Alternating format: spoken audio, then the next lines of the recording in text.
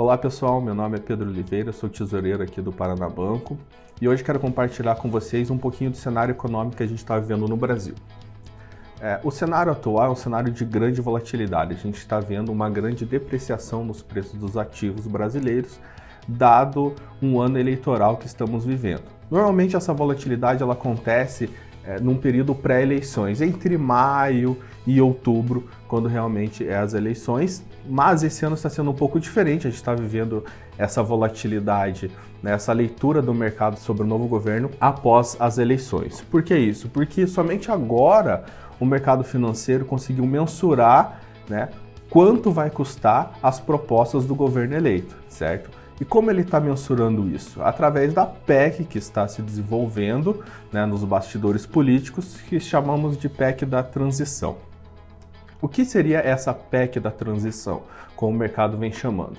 A PEC da transição seria uma aprovação de orçamento para o ano que vem para honrar as promessas de campanha do novo governo. Então, o novo governo prometeu algo, algumas propostas em sua campanha eleitoral, e para honrar isso, ele vai precisar gastar mais do que o previsto na regra do teto de gastos, certo? E como que o governo consegue gastar mais do que o teto de gastos previsto para o próximo ano? Ele precisa apresentar uma proposta de emenda à Constituição, a PEC, certo? Então, ele apresentou essa PEC, Como que isso funciona? Essa proposta de emenda à Constituição é apresentada no Congresso Nacional e assim que ela tem o seu texto aprovado, ela consegue gerar o gasto necessário para que o governo cumpra com suas promessas de campanha. De quanto nós estamos falando? Então, a PEC apresentada pelo novo governo, ele estipula que os auxílios sociais, o Bolsa Família ou o chamado agora Auxílio Brasil, ele fique fora do teto de gastos. O que isso implicaria? Implicaria em um gasto extra de 175 bilhões por ano. Tudo vai depender se esse gasto social vai ficar fora do teto de gastos apenas em 2023 ou ao longo dos 4 anos do novo governo. E como funciona após a aprovação da PEC? Então, uma vez aprovada essa PEC, o governo sim tem autorização para gastar mais do que a regra do teto permite. O quanto a mais, 175 bi por ano, conforme o texto apresentado ontem para o Congresso. Esse texto ainda tem que ser aprovado pelo Senado e pela Câmara, ainda vai entrar em tramitação e ele tem que ser aprovado antes do recesso. Pelo menos é isso que o governo porque o novo governo está apresentando como proposta, ser aprovado antes do recesso, que é dia 17 de dezembro. Mas o grande problema é o seguinte: após aprovado esse gasto extra, o governo tem que ter recurso para bancar esse gasto extra. Como que ele vai conseguir gerar caixa suficiente para honrar esses 175 bi? Porque uma coisa é o limite que eu posso gastar, outra coisa é eu ter recurso para gastar isso que eu consegui aprovação. É mais ou menos essa lógica. Então, há duas formas de o governo gerar caixa ou gerar recursos, certo? Duas principais formas: ou ele aumenta a tributação, ou ele aumenta imposto, cria novos impostos, ou aumenta a alíquota de imposto, ou ele emite dívida, certo? E se ele emite dívida, ele tem que vender os títulos públicos para investidores. E aí a gente entra no grande dilema, que é o que a gente está vendo no mercado hoje. O investidor, ele vai investir numa empresa ou no governo que está prometendo gastar mais do que arrecada nos próximos anos? Então, quem investiria numa empresa que vai gastar mais do que arrecada nos próximos anos? Então, é um risco maior você emprestar dinheiro para um governo que tem um plano dessa forma, e como o risco é maior, o prêmio também tem que ser maior.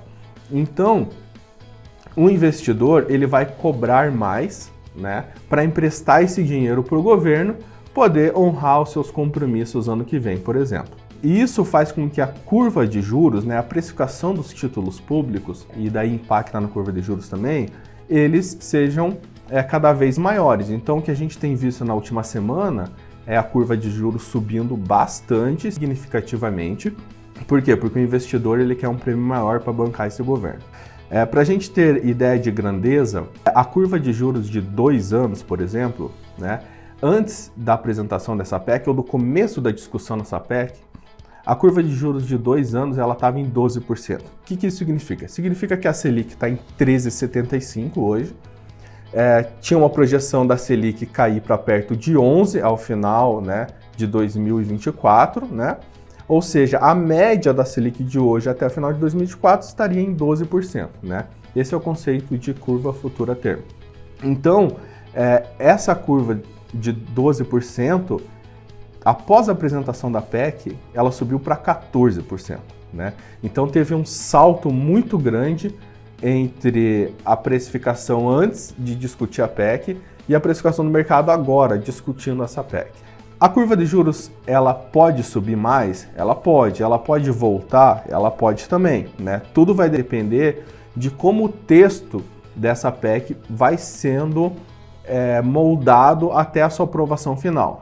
Se os gastos com Auxílio Brasil ou Bolsa Família, que seja, eles forem ficar fora do teto de gastos pelos próximos 4 anos, isso significa que a gente vai ter um gasto muito maior do que o mercado previa, por exemplo, né? Então isso vai pressionar a curva de juros para cima. Se for só o ano que vem, pode ser que a curva recue um pouco. O mercado está basicamente ajustando sua precificação conforme se desenha o texto dessa emenda de Constituição. Então, qual que é o cenário que a gente vive hoje? Está muito em volta de quanto o governo vai querer gastar nos próximos 4 anos, tá? A gente tem oportunidades hoje, né, de investimento, né?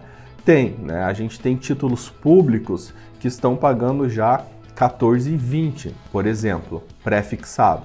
Nós temos NTN-Bs que estão pagando inflação mais 6,20, pré-fixado 6,20. Mas a gente tem que tomar cuidado, porque se você compra o título pré-fixado agora e amanhã esse mesmo título vai para 15, 14,5, 15, ou a NTN-B que está pagando 6,20, amanhã ou depois ela vai para 7, você vai ter uma marcação a mercado negativa muito forte. Então, o momento agora é um momento de cautela.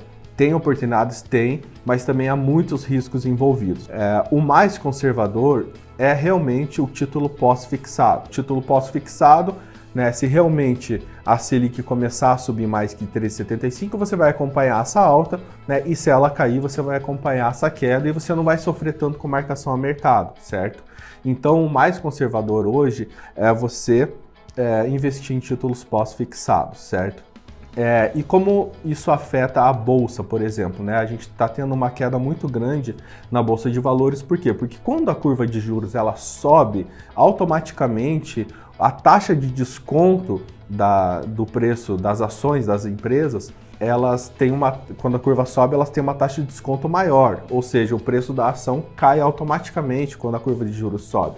Esse é um efeito automático, vamos dizer assim. Mas também há outro efeito.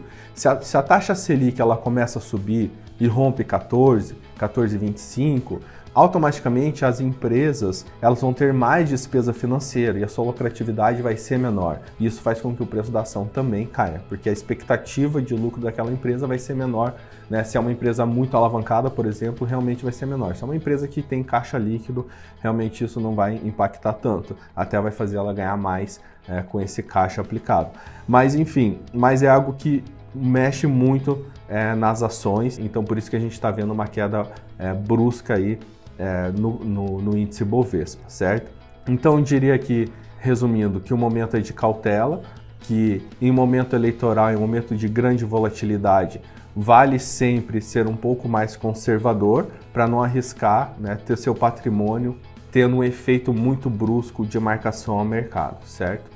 Então, até dia 17/12 essa PEC deve ser aprovada. Então, até dia 17/12 a gente vai ter muita volatilidade no mercado. Então, o ideal é que até lá os investidores sigam cautelosos e passando essa PEC, aí realmente vamos ter uma foto e uma previsibilidade de quanto o governo vai gastar nos próximos 4 anos. No mercado financeiro, ele sempre quer ser o mais previsível possível. Então, quanto maior a previsibilidade de gastos do governo, maior vai ser a precificação, mais coesa vai ser a precificação no mercado, e aí sim pode ser que a gente parta para uma estabilidade. Pode ser uma estabilidade em patamares muito altos, ou pode ser uma estabilidade em patamares mais baixos do que estamos vivendo hoje. Mas o fato é, maiores gastos vão sim pressionar o Banco Central para talvez ter que aumentar um pouco mais a Selic ou não. Vai depender muito de quanto o governo vai querer gastar e vai depender muito das expectativas inflacionárias dos próximos anos. Se as expectativas inflacionárias aumentarem, isso pressiona o Banco Central. Se o risco fiscal aumentar, também pressiona o Banco Central. Então temos que estar acompanhando bem de perto para ver como o Banco Central vai reagir a essa pressão fiscal e possíveis pressões inflacionárias. Tá bom, pessoal? Então é isso, agradeço aí a atenção de todos vocês. Nós do Paraná Banco estamos à disposição para tirar qualquer tipo de dúvida, e ficamos aqui aguardando aí os comentários de vocês. Um grande abraço.